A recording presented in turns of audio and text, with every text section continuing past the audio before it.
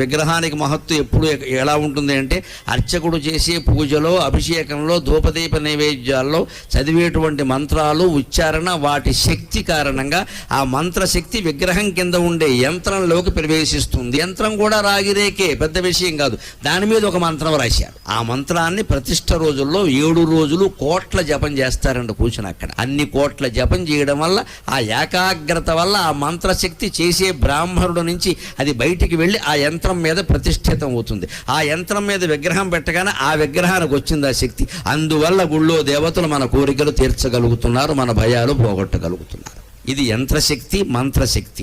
ఇక ప్రతిష్ఠ అంతా ఉంది, దాన్ని తంత్రం అంటారు. 3 శక్తులు: మంత్రశక్తి, తంత్రశక్తి, యంత్రశక్తి. అందుకే లలితా సహస్రంలో మీరు ఎప్పుడు చూసినా సర్వతంత్రాత్మిక సర్వమంత్ర యంత్రాత్మిక సర్వతంత్ర రూప మనోన్మని అని యంత్ర, తంత్ర, మంత్ర 3 వరుసగా వస్తాయి. వాటి వల్ల మహిమ వస్తుంది.